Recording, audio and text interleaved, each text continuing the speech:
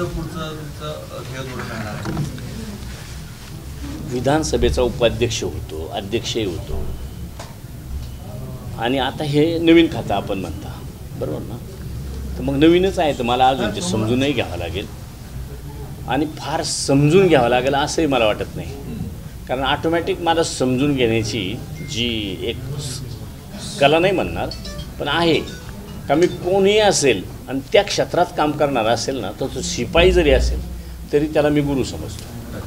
त्याच्याकडून बाबा आल्यानंतर माणसं कशी यावी, जसं आता येताना एंट्री करताच मी एक सांगितलं का बाबा गेस्ट हाऊसमध्ये माझ्या नावानं कोणी आलं, कोणाच्या नावाने कोणी आलं तर जे काही नेते कार्यकर्ते बाहेर थांबत असतील त्यांना थांबवू नये बाहेर.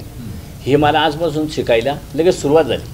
ह्याच्या आधी मी विधानभवनमध्ये ज्याच पद्धतीने केलं, पण इकडं बाकी मी विधानसभेचा सदस्य होतो, अध्यक्ष उपाध्यक्ष नव्हतो, मी इकडं आमदार होतो.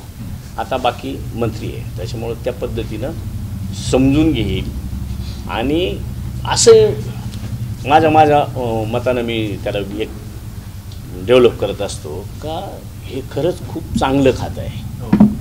कारण जीवन मरणाचा प्रश्न जो आहे, ज्याच्यासाठी आपण सगळे खाते ओपन केले, ते वेगवेगळ्या याच्यासाठी आहेत, पण हे जीवन जगावं म्हणजे आज सगळ्या ठिकाणी आपण सहज म्हणतो. आमच्या ग्रामीण भागात अटॅक आला होता, माहीत नव्हतं कधीच अटॅक, पण आता तिकडे अटॅक येतो, तिकडे ब्रेन ट्युमर होतो. आणि मग अगदी अशिक्षित माणसाला जरी विचारलं तर काय त्याच्यात राहिलंच काय म्हणे, हे सगळं भेसळ झालं आहे.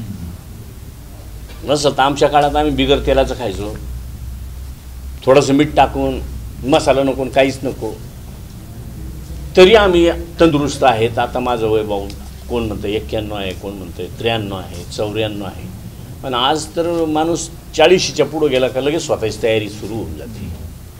आणि त्याचं उत्तर तोच सांगत असतो का सगळं भेसळ झालं आहे.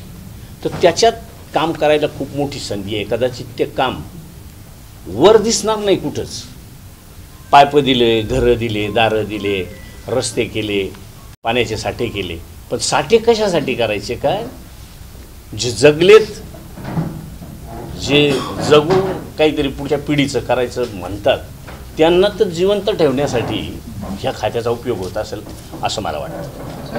या खात्यामध्ये तुम्ही भेसळ वगैरे म्हणाला, याचे मोठमोठे रॅकेट आहे आणि अनेक लोक त्यामध्ये इन्व्हॉल्व आहेत. या सगळ्या लोकांचा रोष किंवा ह्या लोकांशी संघर्ष तुम्ही एकटे करणार की ते प्रशासनातले जे त्यांना सामील आहे ते कसं?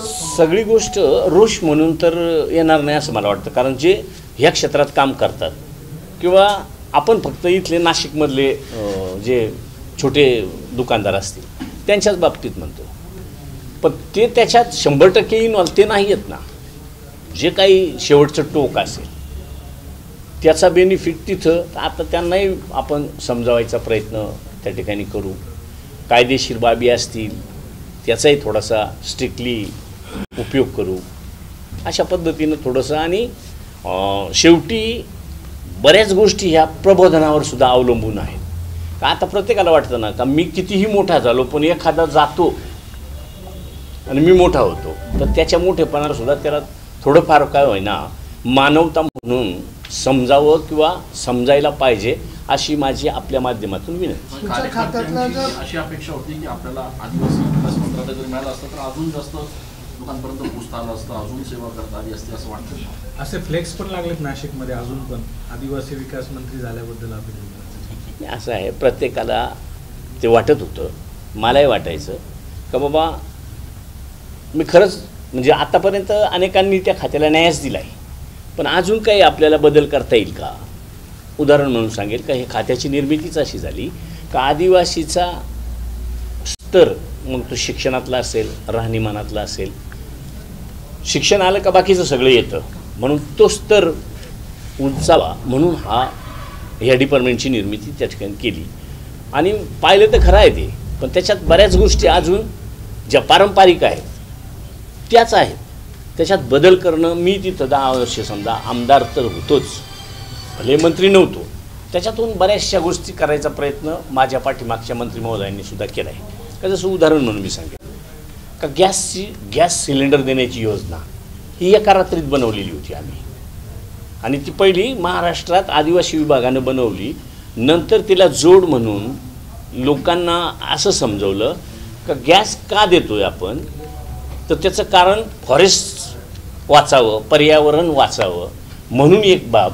दुसरी गोष्ट जी ओली निळी, आता तुम्ही किती अनुभवला असेल मला माहीत नाही, पण माझी आई ज्या वेळेला चूल फुकायची, स्वतः मी मुळ्या वाहिल्या, आईने वाहिल्या, माझ्या बायकोनं, सगळ्यांनी. ग्रामीण भागातली लोक सरपणावरच सगळा स्वयंपाक करायचे. त्याचो आज तुम्ही ती टेस्ट मागायला माझी पोरंसुद्धा सांगतात चुलीवरचे मिसळ खायला चला. तुम्ही तर आमच्या पुढं राहता, आता तुम्हाला चुलीवरची चवच माहीत नाही तरी तुम्हाला वाटतं का चुलीवरचं काही वेगळं आहे. हे कुठंतरी थांबावं. पर्यावरणाचा जो झालेला आजपर्यंतचा ऱ्हास नाही म्हणणार, पण जे हळूहळू कमी व्हायला लागलं, आणि कमी होताना दिसतं.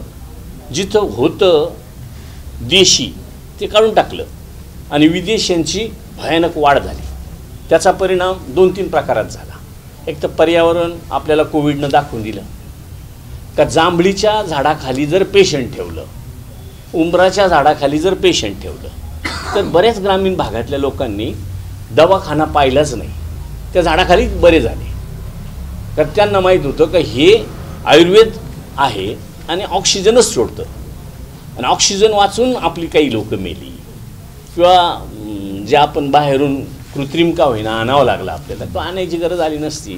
आणि म्हणून ती योजना करायचं जेव्हा ठरवलं तेव्हा डॉक्टर गावित साहेब आदिवासी विकास मंत्री होते का बाबा वजन बाईचं 45 किलो 48 किलो, आणि सरपणाची मुळी आणते, लाकडांची मुळी आणते ती 60 किलो 65 किलो. मी स्वतः पाहिले ना, मी स्वतः वाहिल्यात. त्या आणायच्या आणि त्या चुलीत टाकायच्या. चूल पेटत नाही कारण साधारण ओलसर असतात. त्यावेळेला फुकणीनं पूर्वी फुकायची पद्धत होती. फुकणीनं फुकताना जसं हवा आत ओढली जाते जास्तीची आणि नंतर ती बाहेर फेकली जाते, तर ती आधी राख उडवली जाते. राख उडाली का परत आत श्वास घेतला जातो, आणि म्हणून महिलांचे पोटाचे आजार जास्त मोठ्या प्रमाणात होते. हळूहळू तिची सुरुवात झाल्यावर थोडंसं फॉरेस्टवरही निर्बंध आले. लोकांनी आता ते सोडलं का बाबा बाहेर जाऊन सरपण तोडून आणू अशी परिस्थिती राहिलेली नाही. आणि एका बाजूने महिलांनाही सुखाचं मिळायला लागलं. आज प्रत्येक माणूस म्हणतो नाही गॅसनं बरं झालं. तीच योजना कदाचित नंतर देशानं सुद्धा स्वीकारली. मोठ्या प्रमाणात ते चालू आहे. हा बदल एका गोष्टीत झाला, शिक्षणात बदल फार मोठ्या प्रमाणात होण्याची गरज आहे. आता मंत्री जरी समजा विखे साहेब असतील तर ते आदिवासीच आहेत, आणि महायुतीचं सरकार आहे. तिथं ह्या मुख्यमंत्री असतील, दोन्ही उपमुख्यमंत्री असतील किंवा विखे साहेब असतील, त्याच्यातले काही अधिकारी आहेत का आदिवासींच्या अजून काय काय बदल करणं गरजेचं आहे, तर ते एकदा आम्ही ठरवणार आहे. वसतिगृहांच्या प्रवेशाची, कारण शिका पण वसतिगृह नाहीत, त्या गोष्टी कशा पद्धतीने आपल्याला मोकळ्या करतील असा सगळा बदल करण्याची माझी कल्पना होती. ती पुढं जाईल ना. आता मी तिथं आहेच ना, मी मंत्री त्या खात्याचा नसेल, पण मी त्या खात्यावर तर अभ्यासपूर्वक सांगू शकतो, किंवा आम्ही दोघं चौघं मिळून बसून आणि त्याच्यावर निर्णय घेऊ शकतो. तुमची नाराजी का थोडी बहुत काही? माझी नाराजी कधीच राहणार नाही, कारण मी 5 वर्षामध्ये आमदारसुद्धा नव्हतो, बरोबर ना. पण मला माहीत होतं मी पहिल्यांदा आमदार झालो तेव्हाच बरंच काही करू शकलो. नंतर आमदार नव्हतो तरी मी त्याच्यातच वाहून गेल्यासारखं मला वाटायचं, आणि त्याचं मला समाधान होतं. म्हणून जनतेने मला परत पाठवलं, परत प्रतिनिधित्व करायला संधी दिली. तेव्हा आता मला माहीत आहे ना, मी तिथं मागच्या काळात उपाध्यक्ष होतो. कुठलं डिपार्टमेंट होतं का माझं नव्हतं, तरी प्रत्येक डिपार्टमेंटमध्ये मी काम केलं आहे. त्याच्यानं मला काही तसं विशेष नाराजी असण्याचं काहीच काम नाही. मी आता म्हटलं की जांभळीच्या झाडाखाली झोपवलं तर बरे व्हायचे. अनेक आदिवासी भागामध्ये असे वैदू आहेत की ज्यांना ते औषध वनस्पती मिळते, अशा वैदूंना काम करण्याची लिगली परमिशन नाही, पण ते बऱ्याच वेळेस चांगलं काम करतात, म्हणजे त्यांच्या आयुर्वेदिक वनस्पती किंवा बाहेर. तर अशांसाठी आपण आता काही योजना करणार निश्चित. कारण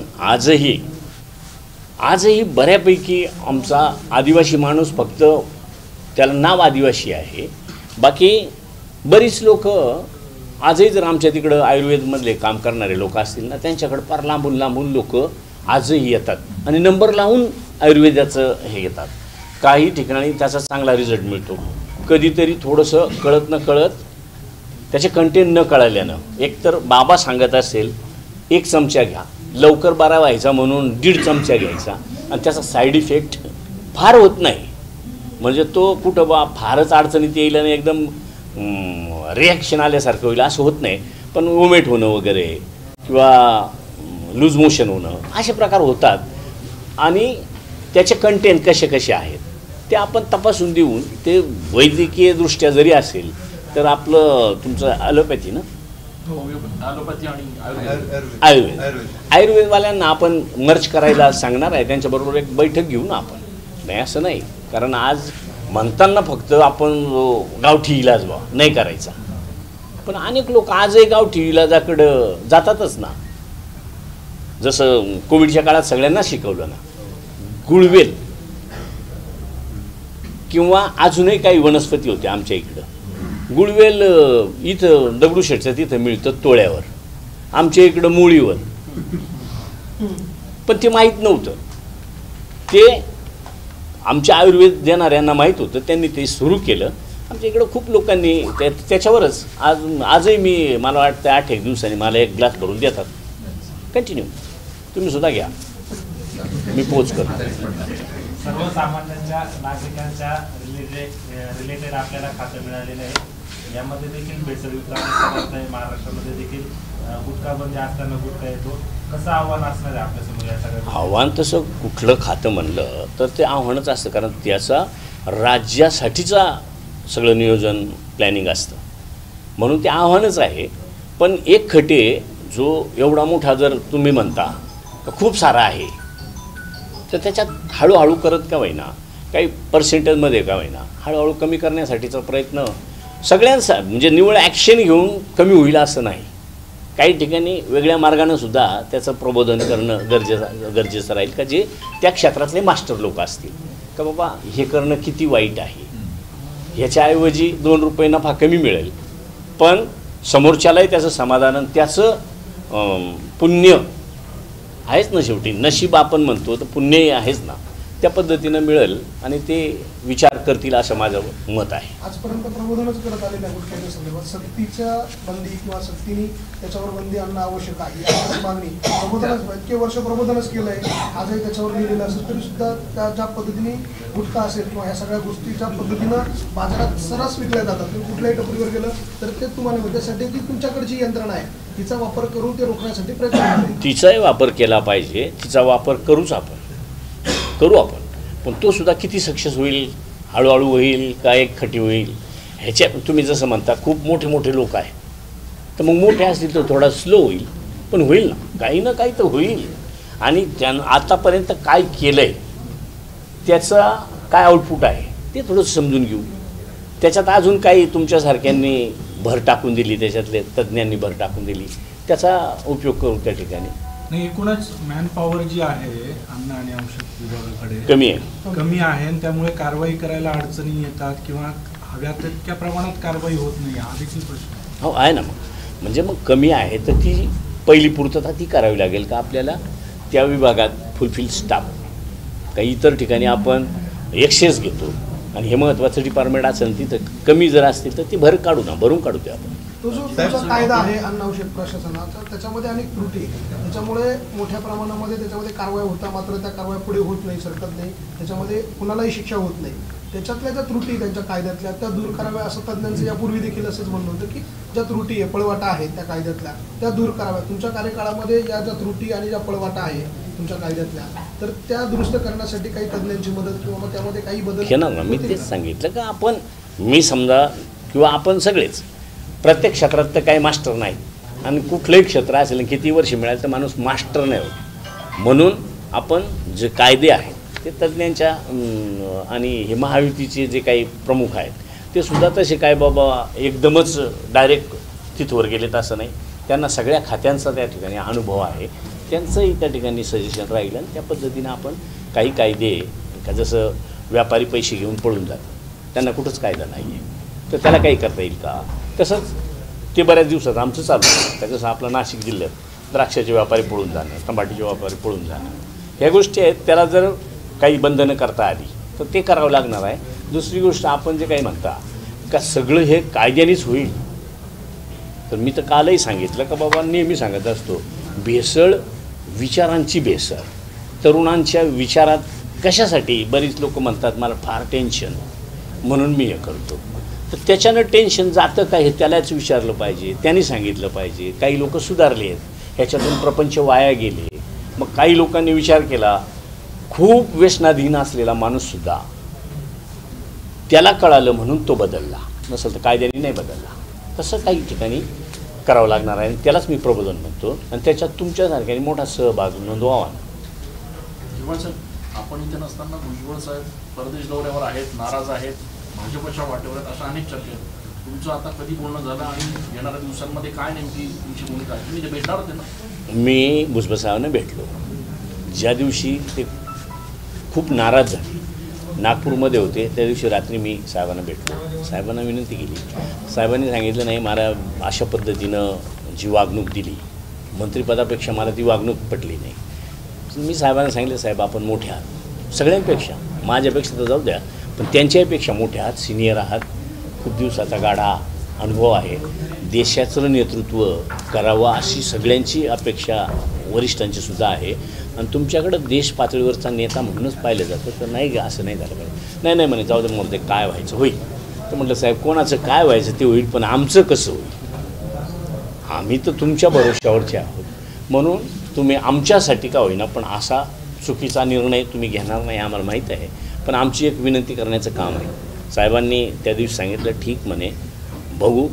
तर मग दुसऱ्या दिवशी पुन्हा साहेबांबरोबर मी बसलो आणि दुसऱ्या दिवशी सांगितलं, साहेब म्हटलं असंही म्हणतात का राज्यसभा वगैरे देऊन तिथं काही न्याय देण्याचं, अशा पद्धतीनं चर्चा आहे, तुम्हाला काही अडचण नसावी असं मला वाटतं.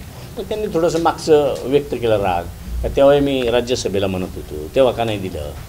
मग हे सगळं वातावरण मी गढूळ केलं, सगळी समाजात मला वाद करावा लागला. आणि आत्ता तुम्ही म्हणता राज्यसभा.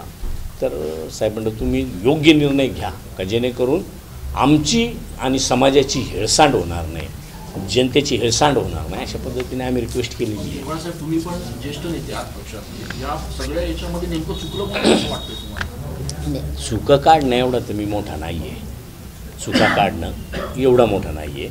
पण ॲडजस्टमेंटच्या दृष्टीनं काही झालं असेल तर पुन्हा ॲडजस्ट करतील असा माझा आत्मविश्वास महायुतीच्या लोकांवर आहे.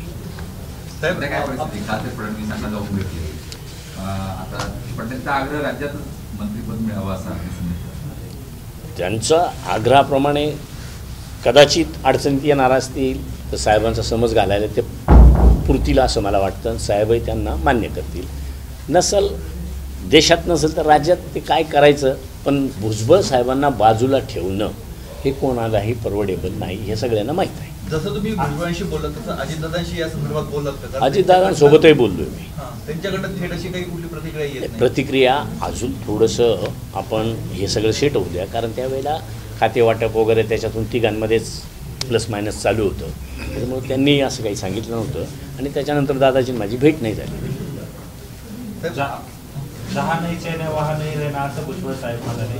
काय वाटतं, भुजबळ साहेब भाजपात जाते? भाजपात जाणार नाही, दादा बरोबरच राहतील. चैना नाही, रैना नाही. आता भुजबळ साहेब आहेत. भुजबळ साहेबांचं त्यांनाही ओळखणं हे फार अवघड आहे. एक महत्त्वाचा असा प्रश्न आहे, सरकार जे आहे ते तिजोरीमध्ये पैसा वाढवण्यासाठी दारूच्या बाबत एक नवीन धोरण आणत आहे, ज्यामध्ये दारूचे लायसनिंग जे आहे ते वाढवण्याचा प्रयत्न आहे, जेणेकरून सरकारच्या तिजोरीत जास्त पैसे येईल. एक आदिवासी नेते म्हणून आपल्याला वाटतं का मध्यंतरीच्या काळामध्ये मोहाच्या फुलांपासून वाईन बनवण्याचा एक प्रक्रिया जी आहे ती सुरू करण्यात आली, मात्र त्याला मान्यता, शासन मान्यता मिळणं किंवा त्याचा प्रचार आणि प्रसार होणं, कारण मोहापासून जी वाईन तयार होईल त्याच्यामुळे आदिवासी भागामध्ये मोठ्या प्रमाणात रोजगाराला चालना मिळेल. त्यासाठी काही प्रयत्न या सरकारमध्ये किंवा आत्ताचा जो काही निर्णय होतो त्याला धरून तुमच्याकडनं केला जाणार आहे का? दुकानं संख्या वाढवतात असं काही माझं कुठं ऐकण्यात आलेलं नाही. कदाचित धोरणात्मक निर्णय जर घेणार असतील तर तो सुद्धा जेणेकरून पार अगदी जनतेला उद्ध्वस्त करण्या एवढं तर काही करणार नाही. कारण आजही जी काही दारू बनवली जाते असं म्हणतात तर तिच्यातसुद्धा खूप मोठ्या प्रमाणात भेसळ वगैरे आहे, तरी लोक पितातच. नसेल तर अघोरी उपाय करून जसं हे तुमचं ड्रग्स म्हणा किंवा त्या ड्रग्सचं आहे पण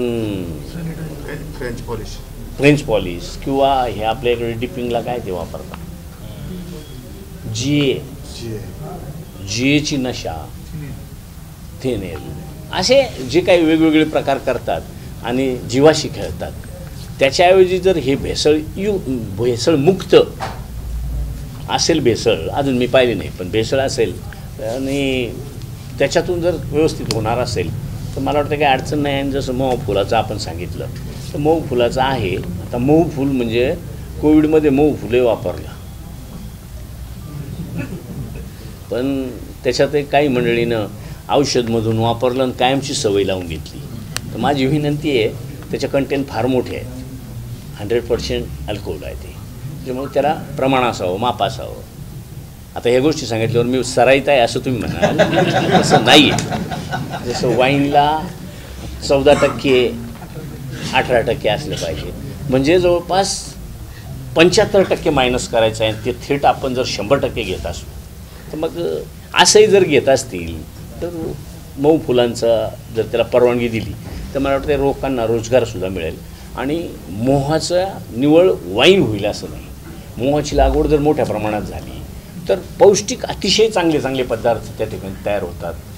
त्या तेल होतं मोहटीचं किंवा मोहाचे अगदी शाळेंमध्ये ते लाडू वगैरे बिस्किट वगैरे म्हणजे सगळ्याच नशाच येतात असं नाही. कारण कुठल्याही गोष्टीला जास्त खाल्लं तर त्याची नशा येते. अन्नसुद्धा जास्त खाल्लं तर नशा येतेच ना. झोप येते म्हणजे नशाच येते ना. तसा प्रकार आहे. कुठल्याही गोष्टीला लिमिट असावं. तुम्ही चार्ज घेण्याच्या आधी मराठवाड्यामध्ये अनेक हॉस्पिटलमध्ये बनावट औषधं ही विक्री करण्यात आलेली होती. अजूनही ते प्रकार थांबलेले नाही. तर या संदर्भात काय आपलं नाही आता मागचं काय झालंय ना ते मी पहिले एकतर समजून घेणार आहे. कोणी काय कुठवर गेलेत कशा पद्धतीनं त्याचा प्रोसिजर झालेली आहे ती समजून घेऊन त्याच्यात काय चेंज करता येईल किंवा कशा पद्धतीनं त्याला बंधन घालता येईल त्या बाबतीत प्रयत्न करेल. शेवटचा प्रश्न माजी पंतप्रधान मनमोहन सिंग यांचं निधन झालेलं काय नेमकी श्रद्धांजली आहे?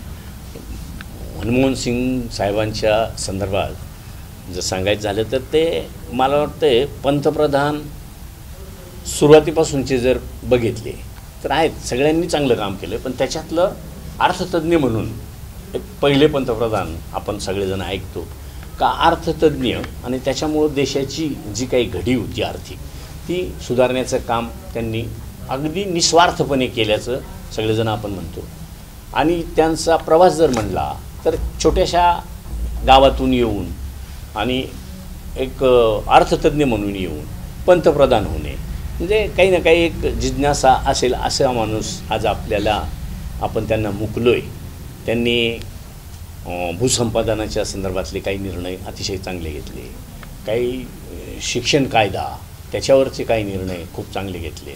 असे अन्न सुरक्षा असे खूप चांगले चांगले कायदे त्यांनी केलेत आणि त्या कायद्यांचा उपयोग हा आपल्याला ते होते तेव्हाही झाला आहे आजही होतो भविष्यातसुद्धा त्याचा उपयोग होत राहील.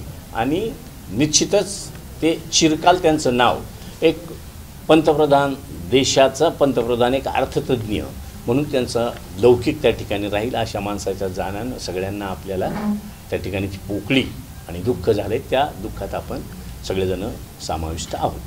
कार्यालयीन कामकाजाला कधी सुरुवात करणार काय झाला ताबा कधी मंत्रालयात कधी 1 तारखेला पुढच्या वर्षी नवीन वर्ष हां नवीन वर्ष पुढच्या वर्षी नाही नवीन वर्ष. पालकमंत्री पदाबाबतही वेगवेगळ्या चर्चा सुरू आहे. काय चान्सेस आहे?